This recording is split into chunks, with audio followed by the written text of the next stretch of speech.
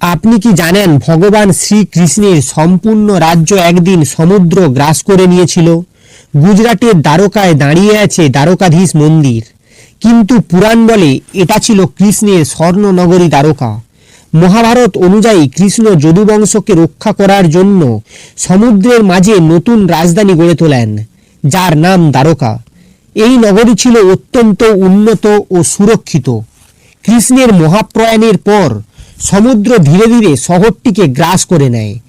এই ঘটনাকে বলা হয় দ্বারকা নিমজ্জন। এটা কি শুধু পুরাণ, নাকি সত্যিই সমুদ্রের নিচে লুকিয়ে আছে কৃষ্ণের হারানো রাজ্য? 1980 থেকে 90 দশকে ভারতের সামুদ্রিক প্রত্নতত্ত্ব বিভাগ দ্বারকার উপকূলে ডুবুরি অভিযান চালায়। সমুদ্রের নিচে পাথরের কাঠামো, নোঙর এবং প্রাচীন ধ্বংসাবশেষ পাওয়া যায়। অনেকে মনে করেন এগুলো কৃষ্ণের নগরীর অংশ, তবে বিজ্ঞানীরা এখনও নিশ্চিত নন। আপনি এই বিষয়ে কমেন্টে জানান আপনার মতামত, এবং এই ধরনের পুরাণ কাহিনী জানতে হলে চ্যানেলটি সাবস্ক্রাইব করুন, ভিডিওটি লাইক করুন এবং কমেন্টে লিখুন রাধা রাধা।